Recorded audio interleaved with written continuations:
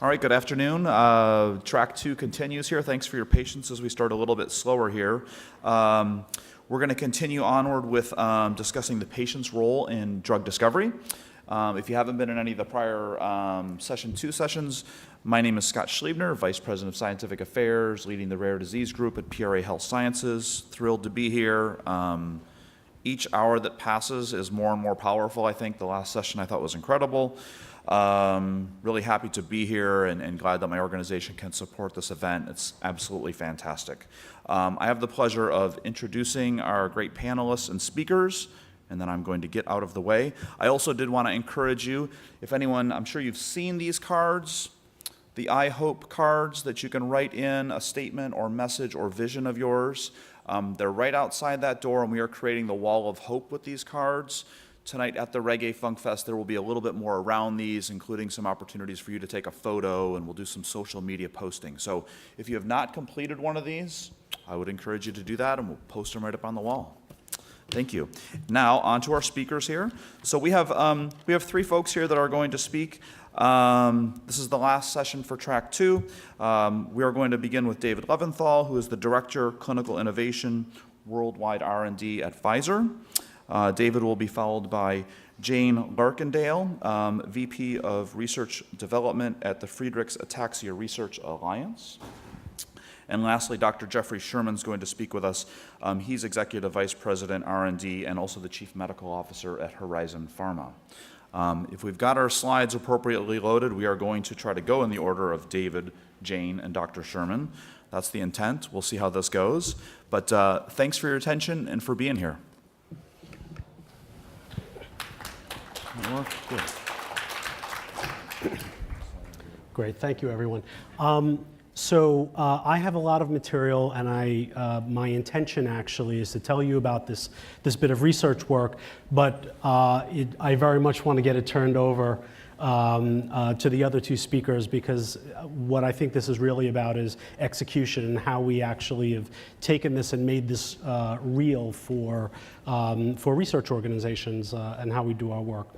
But I wanted to take us through this research project, a series of recommendations from the Clinical Trials Transformation Initiative and its partners in working patient group engagement in clinical trials and how to make that work more effectively.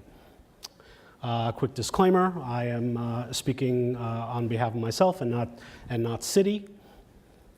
So very quickly, the Clinical Trials Transformation Initiative is a public-private partnership affiliated with Duke University. It is a multi-stakeholder organization consisting of greater than 70 members representing industry, academia, patient groups, as well as other government groups working together to solve, as you might expect, problems in the clinical research enterprise and how we can accelerate that and make it more effective. All right, it's multi-stakeholder, it's evidence-based, so what this group does is does real research backed with data so that it could be put into practice, and ultimately it's about impact, it's about implementation.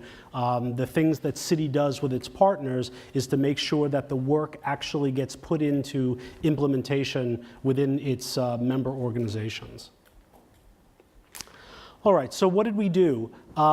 Ultimately, there's a gap in knowledge and understanding about how and when to best interact with patient groups in clinical trials. There was a misunderstanding, I think, in multi-directions around how a patient group perceived sponsors of research and how sponsors felt that patient groups can actually help in how research is conducted. There's a real shortage of empirical evidence and no guidelines for best practices. And really what was needed were real actionable recommendations and metrics so that there could be adoption of these capabilities. And so the solution was the Citi convened a group focused on the best practices around effective engagement with patient groups around clinical trials, and the patient groups in clinical trials, the PGCT project was initiated, and I'm going to share that with you now. So again, what City does and is very structured around methodologies. So we follow this very much like a real, this was real academic research, and we conducted it as such. We started with a literature review and a survey to assess the types of relevant patient groups, querying multiple organizations, getting a sample across multiple disease states to better understand the landscape. We pulled together practices for engaging with patient groups. So we interviewed and surveyed the various organizations that were participating to find out what are the current capabilities. We talked about the successes and failures, and I think this was an illuminating part of this research where I think it was a real honest dialogue between all of these multiple stakeholders around what's really working, what's not, and there was sort of a lot of not working well, and what can we do to fix how we do those things. And ultimately it was to formulate a series of recommendations that could really be put into practice. So what do we do?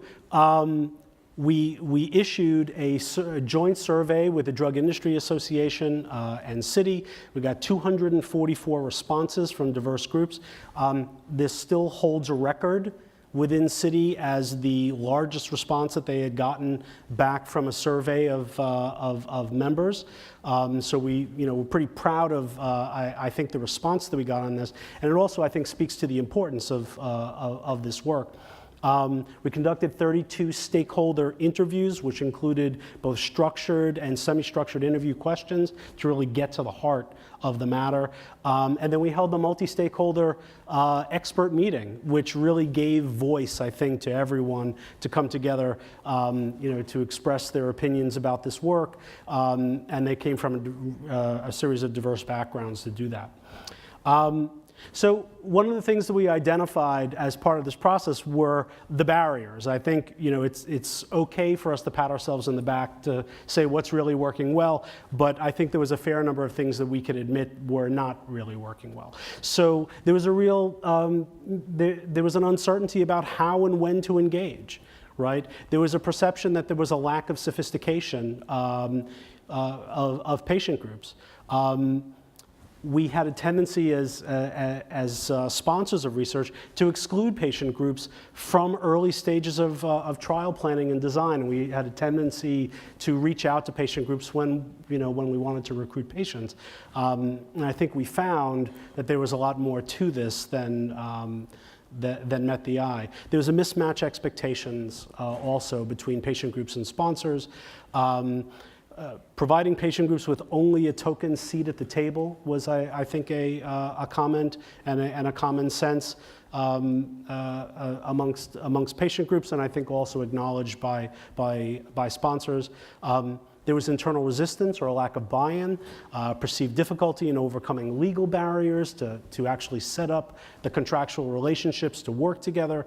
There was a lack of best practices, a lack of demonstrated value, and overall there was a lack of funding. So I told you all there was a lot of reasons why we probably shouldn't have been working together, and it explains, I think, the slowness in which this has all been occurring.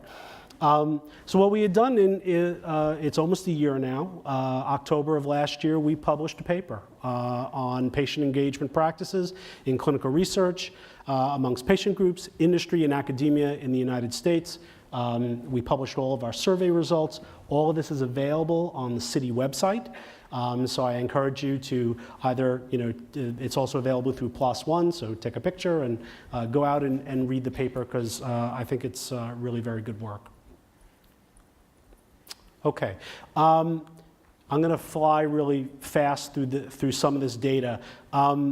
So the results of this, and I think this was one of the interesting bits from the survey, there was clearly a gap in what patient groups and industry felt that either could bring to the table in terms of clinical development.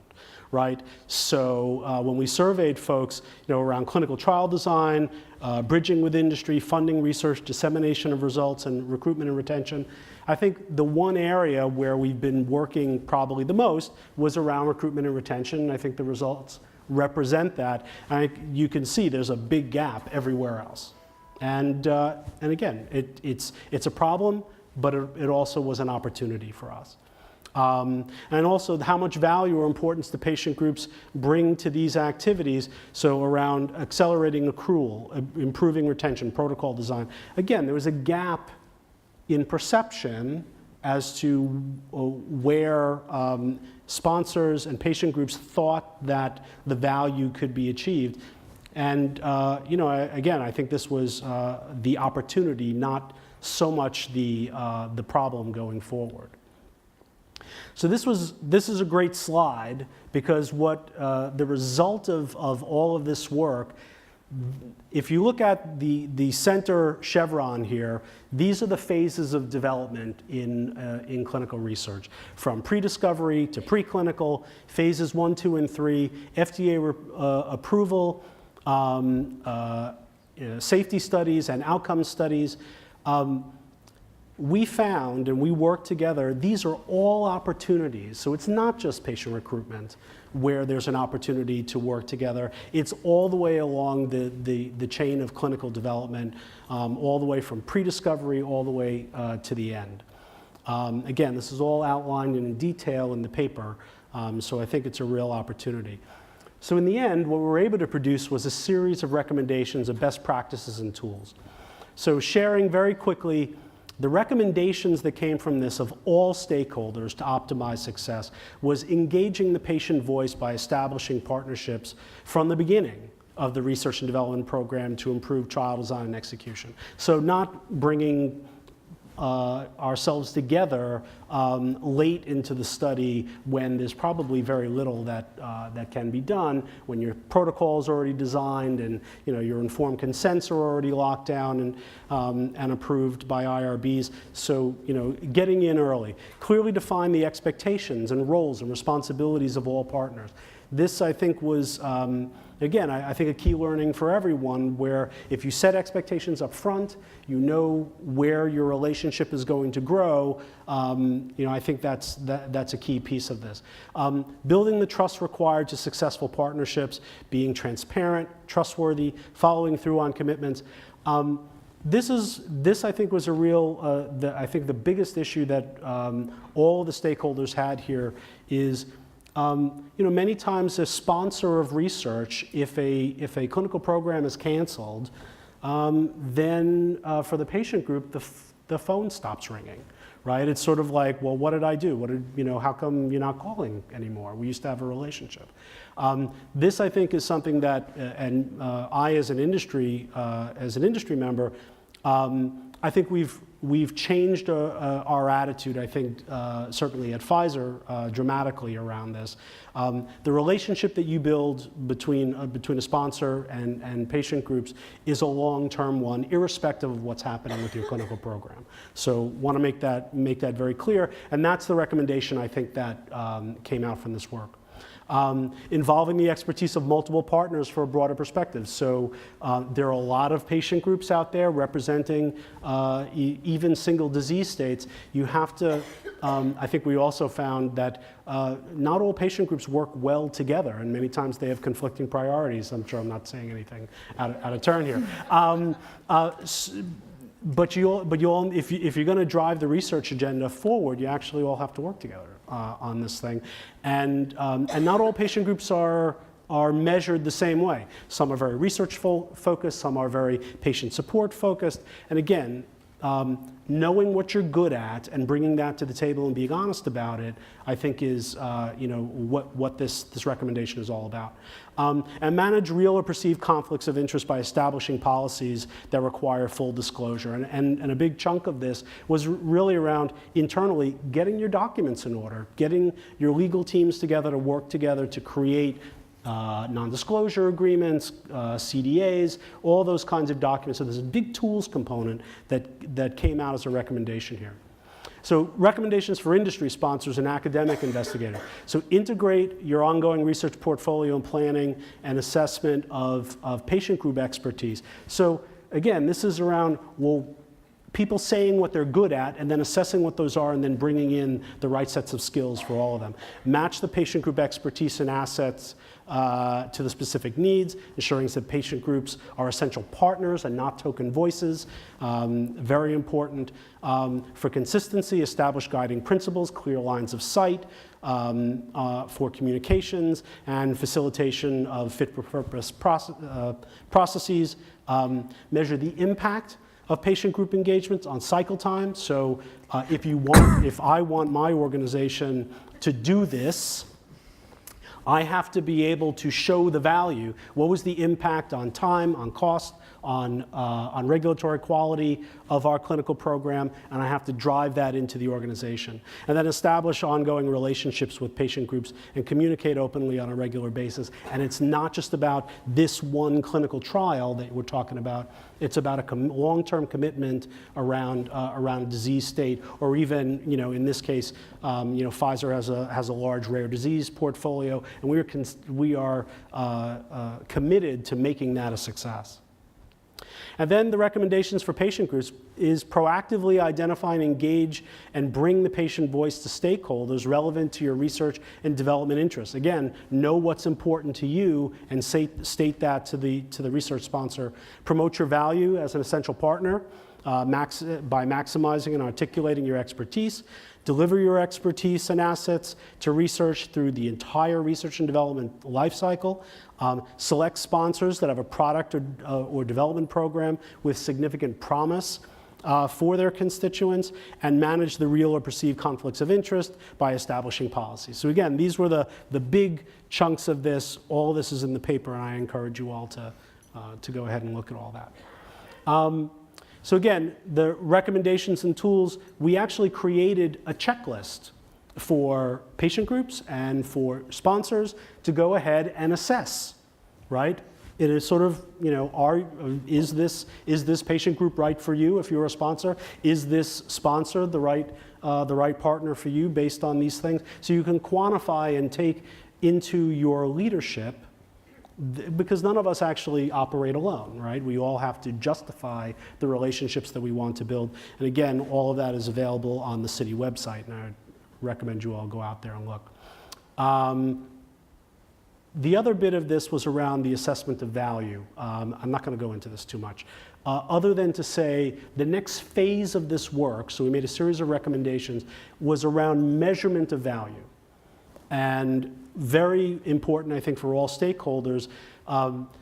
So it can't just feel good in many ways. It actually has to provide real tangible value to the organizations. And again, that's either in time, cost, and regulatory quality. And we, again, created a series of tools on how to assess the value of each of these different areas. And this was, I think, an assessment maybe more so for industry folks, but we also had to justify this, with some real math, right? And be able to show our organizations that there is a real benefit to working with patient advocacy organizations to de-risk the portfolio that really does have an effect on the net present value of your particular product. Because ultimately, if you're going to get your leadership to invest in these relationships, you have to show that it's going to benefit the research program and, again, speed up how you get through things. I think you'll see, though, in this that there's a gradual increase in that benefit that comes the later you get into the development program. So again, just wanted to share that this is in progress. So we finished this work. We're doing more work around the assessment of value and making sure that we can put this into practice. Okay. Again, skipping this. Tools, right? So this is all available for folks to look at. This is essentially an assessment of where your revenue, cost, time, risk, intangibles can benefit by engaging in each of these various areas. All right, and I'll end with this. This is essentially, we assessed the high value, potentially low value, modest value. These are all things I think, again, to have a quantitative approach to managing our relationships is showing where the most value will come in those relationships. So we, again, produce these as a way of assessing that. All right, thank you. I'm gonna. So that was an overview of the project. I want to turn it over to our next speaker because this is around now turning these recommendations into real practice. So here you go. How did you get the slides to go? Yeah, they're going to bring yours. Okay. So yeah, thanks to Dave for that introduction. So I work for the Friedrichs Ataxia Research Alliance, which is a small organization. We've been around for a while, and our founding president was very much involved in developing those guidelines. We were asked to speak today about FARA, what we've done. This is not my first slide. There we go. There's my first slide. What we've done, how some of those recommendations have played out for FARA, and finally Jeff's going to talk about how we've worked with them as one of our many industry partners. So just for a very brief background on FARA, back in 1997, Keith Andrus was diagnosed with Friedrichs. At the time, he found plenty of bad news. Friedrichs, it's not a great disease. It affects everything. It's an ataxia, so the first thing you think of is the ataxia, but it also affects vision. It affects speech. It causes scoliosis, and in many patients will develop a life-shortening heart condition. At the time, in 1997, there was no treatment, there were no clinical trials, and very little research. And at the time, there was no patient organization either. And the patients were isolated. There were about 5,000 in the US, maybe 15,000 worldwide. So Ron was told that there was no hope or no help. And as anyone who knows Ron Bartek, that is not an answer that Ron is going to accept. So he started FARA to focus entirely on research. At that time, he assembled three Friedrich scientists, 6 other parents, and 1 adult patient, and FARA was founded in 1998. And really, to start with, the first goal was to grow the field, to identify research gaps, identify gaps that needed to be filled in order to develop treatments and cures. And Ron being Ron, he assembled the community. He pulled together the patients, he pulled together the families, the scientists, NIH, FDA, anybody who could possibly have any interest in Friedrichs, he brought them together. This is a Ron Bartek quote at the bottom. If you're interested in Friedrichs research and we're not collaborating with you, it just means we haven't found you, and we will. I would say these days, I'd add to that, even if you're not interested in Friedrichs research and we think you should be interested in Friedrichs, we'll find you and we will drag you in. So how did we do that? Well, right from the start, the goal was to identify those gaps, which are exactly what we're identifying in the city report as things that need to be filled. We started with a grants program, setting up meetings and collaborations. FARA is all about collaboration. We bring everyone together and developing the tools that we need for drug development. I think Ron was very forward-thinking when he set up FARA. One of the first things he developed, he decided we needed was a clinical outcome measure, and that was the basis of our natural history data set that's now been collected over 12 years. We still identify issues. We know we don't have good enough biomarkers, so 2 years ago we launched a big biomarker initiative. Whenever we see that there is a hole, a tool that we could use to accelerate research for our disease area, we work on it. So we have cell repositories, we have animal models, and we make sure those are available to the community. We also have a clinical research network, a registry, and as I mentioned earlier, a very strong natural history database. Which basically adds up as we have almost all the assets in the first 4 stages of that report. And if the slide looks familiar, I adapted it from the same place that Dave adapted his, but this is what FARA puts in across the pipeline. And anyone who knows about Friedrichs, I'm putting my arrow where you can't see it, we haven't got an approved therapy, so we don't have all of these things yet, but we are absolutely launched and ready to go as soon as we have an approved therapy. I'm going to actually skip over this very quickly because I think most of this I covered in the previous slide. We're a very large funder of Friedrichs Research. We are all about collaboration. We don't believe in keeping anything in a silo. We don't believe in keeping anything to ourselves. We work with everyone. Everyone comes to our meetings. Just last week, I was running a meeting that was ostensibly just about biomarkers. It was supposed to be a small workshop. These have grown since we've been running them the last 2 years. We had almost 100 people there. That's a lot of people to talk about biomarkers for one small disease. It was a great meeting. We work very closely with the FDA. We know the FDA likes data, any data that we have and we can use to help facilitate the companies in our area moving forwards. We'll be there, we'll be at their sides, helping them, providing that data, providing the patient voice for them. If the companies would like to talk to a patient anywhere along the process, we'll make sure they find somebody who's willing to come and talk to them and willing to engage with them. We use our patient registry very well for patient trials, and I think Jeff's going to talk about this more in a moment, but we had a phase 3 trial that we recruited, and I believe it was 2.5 hours. For any of you who have run large clinical trials, this is something that can take years, 2.5 hours.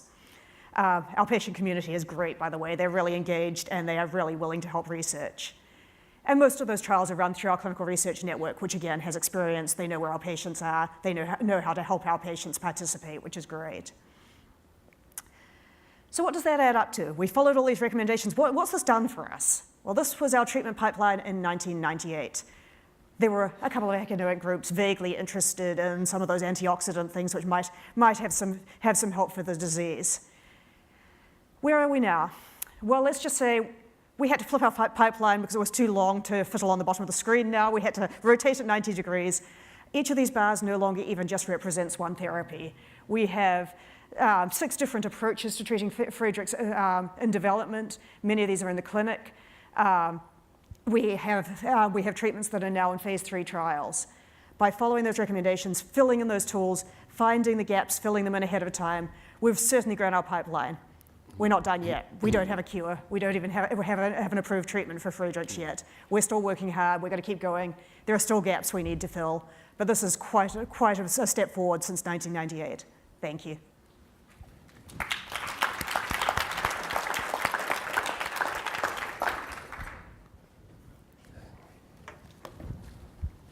I'm going to use the podium because I have a few props, as well as I'm dressed for success in Global Genes attire. So a couple of perspectives. Not only am I here as a spokesperson for a medium-sized pharmaceutical company around 1,000 individuals focused in primary care, specialty rheumatology, but a growing interest in rare diseases. I've also been at large and small pharmaceutical companies, and part of my link here as well have been involved in the city initiative as the Drug Information Association representative, where I had been on the board and past president, as well as I'm on the advisory board excuse me, of CSCRIP, the Center for the Information and Study on Clinical Research Participation. So a lot of involvement in working in terms of the importance of patient group interactions. At the end of the day, we're all patients, and it's just beholden on all of us to do whatever we can do to find cures for these diseases. My disclosure statement as well. So part of this is in the challenge, and I think everyone in this room knows full well, there's over 7,000 rare diseases, only 5% of which have a therapy, and some of those therapies may be still not the best for those conditions. So that means a lot of opportunities to develop new drugs and a number of approaches.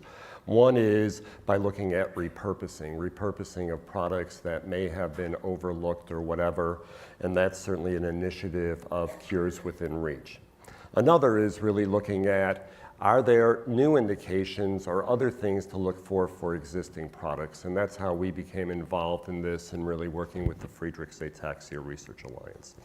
And that really revolves around a class of drugs called interferons. And so these are products that are made by us in response to things such as viruses, think influenza. And these have led to therapies in areas such as hepatitis C, multiple sclerosis, and for our product, interferon gamma, to very rare diseases. One, chronic granulomatous disease, which is an immune deficiency involving neutrophils. Neutrophils can engulf bacteria and fungi. These individuals don't have the enzymes, think hydrogen peroxide, to kill those organisms, so all they can do is wall them off, but it could lead to life-threatening infections. And then another very rare disease called severe malignant osteopetrosis, not to be confused with osteoporosis. In this case, it's a bone mineral disorder in which too much bone is laid down, which can cause catastrophic processes such as bleeding, infections, and without a bone marrow transplant, these individuals will die. And what interferon gamma does is buy time to get a better match for transplantation. So one of the things that interests us about interferon gamma is it has a multitude of mechanisms of action. And if you go to clinicaltrials.gov, one of the things that you would see is that there are over 300 hits in terms of studies that have been done with this drug. And since it's an approved product that's been on the market, it doesn't necessarily have to be industry-sponsored studies. This can be academic-sponsored studies, et cetera. And so as I mentioned, it's approved for chronic granulomatous disease, this white blood cell disorder, and what you can see on the screen is a white blood cell with multiple organisms inside that typically would otherwise be killed by those white cells, but in this condition not. The middle picture, severe malignant osteopetrosis, generally what you see is a lucency in the long bone where bone marrow cells are produced, but in this condition, it's all solid bone. And then, not to belabor the points that Jane made, really looking at a disorder in which there was no approved therapies, a marked unmet medical need, which is Friedrichs ataxia. So the question is, why focus on Friedrichs ataxia? And part of it is, as Jane outlined, FARA, the Friedrichs Ataxia Research Alliance, made it very easy to get involved and work there with them. And part of that is because what they had done is they had set up a natural history study, so there was a good working knowledge of the natural history of the disease. They had had a number of meetings with FDA on clinical trial endpoints. They had a collaborative clinical research network of investigator and investigative sites, so that for the measures in this disease, and the key measure is what's called the Friedrichs Ataxia Rating Scale that looks at components of the disease, such as ability to swallow and protect the airway, upper, lower extremity, coordination, gait stability. They had worked out all of those measures, had those validated, and it actually worked across study sites so that if any one patient had gone to any of the study sites, that their assessment would be very comparable, which is important for a clinical trial. So they made it pretty much turnkey, and as Jane mentioned, it's difficult to say no to Ron. So what came out of that? Whoops. What came out of that was not only work that they had done in a preclinical model to show that the product worked, but as well as work in a pilot phase 2 study that showed that the drug had a treatment effect, which really led us then to a pivotal phase 3 study that has completed enrollment. So this is a study, we call it Steadfast Safety, Tolerability, Efficacy of Actimmune Interferon Gamma Dose Escalation in Friedrichs Ataxia. One of the things that's known about interferon gamma is that in response to flu, you can get fevers and chills, and that's a byproduct of interferon gamma. In order to diminish that, one, it's dosing at night, and two, gradually increasing the dose, hence the name of the study. One of the advantages Jane mentioned, rapid recruitment. When the study opened, it was enrolled. What we did over the next year was really just gate enrollment so the sites weren't overwhelmed. The other is their registry. We were able to so match patients in their registry to eligibility criteria that the study had no screen failures, which is typically unheard of, and there was no change in the eligibility criteria. Now, the reason I'm mentioning this, and this goes back to the chevron that David showed, is the importance of really trying to put as many measures in as possible to really make these studies go well. And because there's so many few rare diseases, companies have to turn to patient groups because you all really have a best understanding about these disease states. So, key things here. Moving forward, there's a wealth of information, and we really need to use one another as resources. And it's important, whether it's industry patients, to really participate, listen, and learn, and really have the pleasure of having colleagues in the room who are available as well if there's questions. Rob Metz, Gail Moore, Anne-Marie Bingo, Matt Fleisch. We've also had the pleasure of working with a number of patient groups in the room, the Osteopetrosis Society, Patrick Birdsall, who's here, as well as want to introduce a newer patient group that's now part of the Global Genes family, and that's Connecting Families with Urea Cycle Disorder Foundation, or UCD Foundation, and happen to have here Michael and Robin, so if you want to stand up, if you can get to know them and help them as they're launching their new patient group. And a number of other patient groups as well. We also have, we announced recently the intent to purchase a pharmaceutical company, Raptor, that's in the rare disease to further increase our involvement, and fortunate to have what we view as will be a very talented new colleague. So Christina, if you want to stand up. And they've done tremendous work in 2 other rare diseases, cystinosis, and as you heard in the general session prior to this, cystic fibrosis. So, again, the key here is, get involved, ask questions. There's great resources. One of the props here is from Global Genes, from their rare toolkit, searching for answers, contacting biopharmaceutical companies effectively. We're here to help each other out, and at the end of the day, again, we're all patients. So thank you again, and I'll turn it over to our moderator for any questions and answers.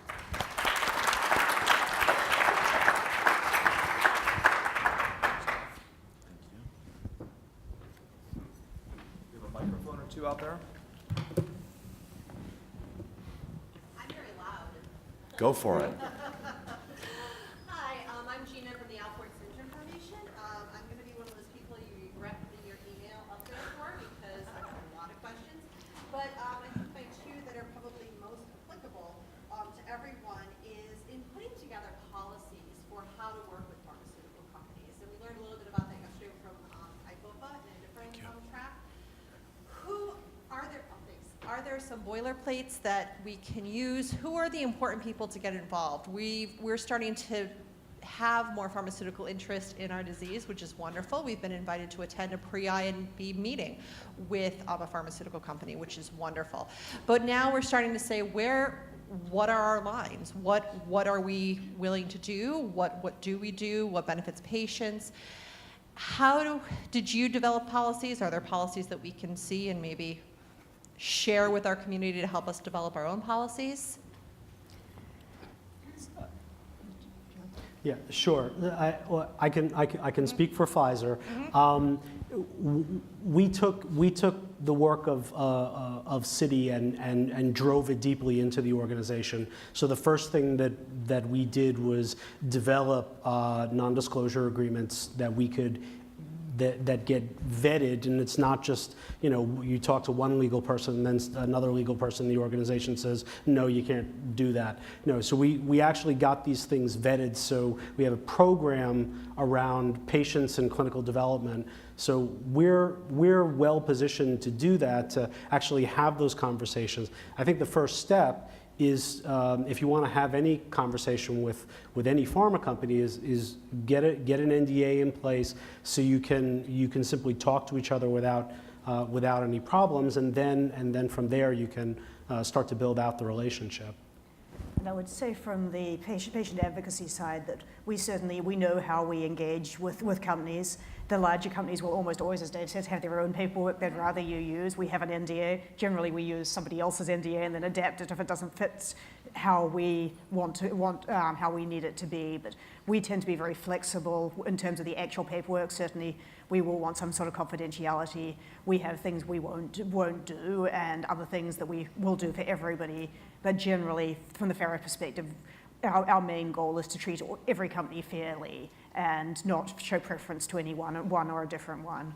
So how did you establish what you won't do and what you'll do for everyone, and how did you come to that, and how do you communicate that? I think we came to it organically over time. I think things came up that we'd have never dreamed we had to deal with, and so it's grown somewhat organically over time. Those decisions are largely made by discussion with our board of directors and sometimes with our scientific advisory board. They're groups that come together several times a year, and we really talk through anything that would be controversial. I have to say, I'm not sure whether we have it written down anywhere. It's almost certainly in meeting minutes, if nowhere else. Certainly we all know what the lines are, and if anything's on the line, it will get discussed with the board. And then I just had a quick question about your clinical research network and the investigator sites. If you could maybe just speak another 30 seconds about that. Sure, we have 10 sites, mostly in the US, plus one in Melbourne, Australia, and one in Canada. We also have some associated sites in Europe and in Brazil that we work closely with, but they're not technically part of our clinical research network. That we provide some funding for each of those sites, largely based on the patient numbers that they see. Patients travel a very long way to some of those sites. If you saw when I briefly went through where they are, on the West Coast, UCLA is our only site, so people go a long way to come to UCLA, and if anybody wants to be a site somewhere on the West Coast, I would love to have one, not that I'm recruiting. But really, they're a group of clinicians that already saw some Friedrichs patients. They already had an interest. We brought them together. We got them working together on studies. Initially, it was our clinical outcome developing the FARS, which turned into a natural history study, which, as I say, has now been going for over 10 years. We've had 850 patients through that study. It's an ongoing natural history study, which has been incredibly valuable for understanding the disease and for developing biomarkers and endpoints. So we have ongoing studies that are continually happening at all those 10 sites, plus then we slot in clinical trials, so many of the trials won't be at all the sites. So a small trial might be at 3 sites here, and a different one might be at 5 sites there, and there'll be overlap. Any other questions? All right, I think that's going to do it. Well, thank you all for attending what is the last session in track 2 for the afternoon. Please join me in another round of applause for our fantastic speakers today.